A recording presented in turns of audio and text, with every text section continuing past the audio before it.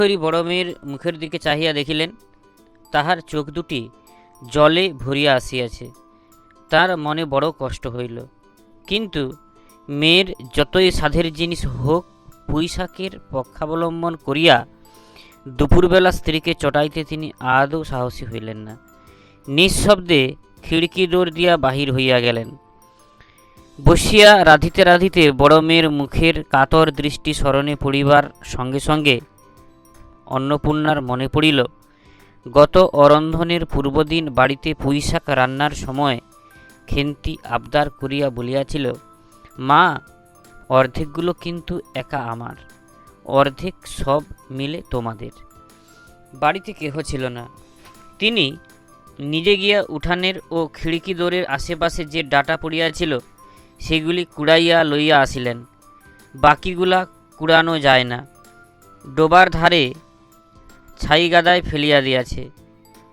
কুচো চিংড়ি দিয়া এইরূপে চুপি চুপি পুঁইশাকের তরকারি রাঁধিলেন। দুপুরবেলা খেন্তি পাতে পুঁইশাকের চচ্চড়ি দেখিয়া বিস্ময় ও আনন্দপূর্ণ ডাগর চোখে মায়ের দিকে ভয়ে ভয়ে চাহিল। দু একবার এদিকে ওদিকে ঘুরিয়া আসিতেই অন্নপূর্ণা দেখিলেন উক্ত পুঁইশাকের এক টুকরাও তাহার পাতে পড়িয়া নাই। পুঁইশাকের উপর তাহার এই মেয়েটির কিরূপ লোভ তাহা তিনি জানিতেন। জিজ্ঞাসা করিলেন, কিরে খেন্তি, আর একটু চচ্চড়ি দেই? খেন্তি তৎক্ষণাৎ ঘাড় নাড়িয়া এ আনন্দজনক প্রস্তাব সমর্থন করিয়া কি ভাবিয়া অন্নপূর্ণার চোখে জল আসিল। চাপিতে গিয়া তিনি চোখ উঁচু করিয়া চালের বাতায় গোঁজা ডালা হইতে শুকনা লঙ্কা পাড়িতে লাগিলেন। কালী মায়ের চণ্ডীমণ্ডপে সেদিন বৈকালবেলা সহায়হরির ডাক পড়িল। সংক্ষিপ্ত ভূমিকা ফাঁদিবার পর কালীময় উত্তেজিত স্বরে বলিলেন, সেসব দিন কি আর আছে ভায়া? এই ধরো কেষ্ট মুখুজ্জে, স্বভাব নইলে পাত্র দেব না, স্বভাব নইলে পাত্র দেব না করে কি কাণ্ডটাই করলে। অবশেষে কিনা হরির ছেলেটাকে ধরে পড়ে মেয়ের বিয়ে দেয়। তবে রক্ষ তারা কি স্বভাব!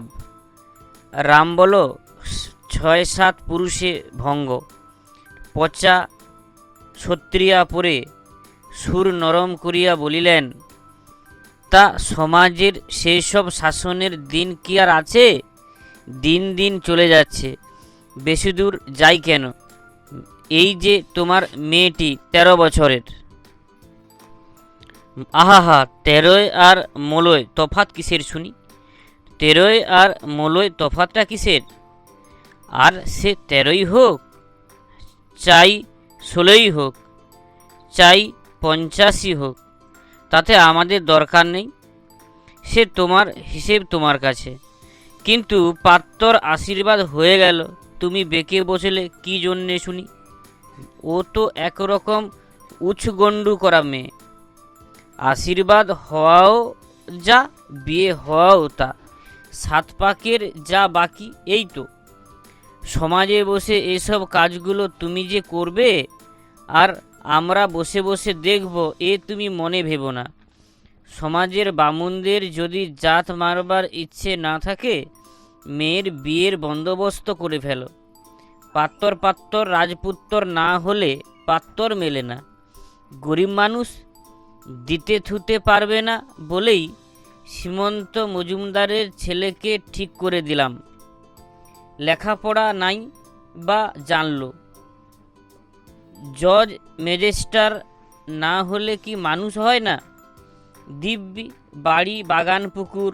শুনলাম এবার নাকি ২০ জমিতে ৪টি আমন ধানও করেছে। ব্যাস, রাজার হাল। ২ ভাইয়ের অভাব কি? ইতিহাসটা হইতেছে এই যে, মণিগাঁয়ের উক্ত মজুমদার মহাশয়ের পুত্রটি কালীময়ই ঠিক করিয়া দেয়। কেন কালীময় মাথা ব্যথা করিয়া সহায়হরির মেয়ের বিয়ের সম্বন্ধ মজুমদার মহাশয়ের ছেলের সঙ্গে ঠিক করিতে গেলেন, তাহার কারণ অনেক দিনের সুদ পর্যন্ত বাকি, শীঘ্র নালিশ হইবে ইত্যাদি। এই গুজব যে শুধু অবান্তর তাহাই নহে, ইহার কোনো ভিত্তি আছে বলিয়াও মনে হয় না। ইহা দুষ্টপক্ষে রটনা মাত্র। যাহাই হোক, পাত্রপক্ষ আশীর্বাদ করিয়া যাওয়ার দিন কতক পরে সহায় হরি টের পান পাত্রটি কয়েক মাস পূর্বে নিজের গ্রামে কি একটা করিবার ফলে গ্রামের এক কুম্ভকার বধূর আত্মীয় স্বজনের হাতে বেদম প্রহার খাইয়া কিছুদিন নাকি শয্যাগত ছিল। এরকম পাত্রে মেয়ে দিবার প্রস্তাব মনঃপূত না হয় সহায় হরি সে সম্বন্ধ ভাঙিয়া দেন।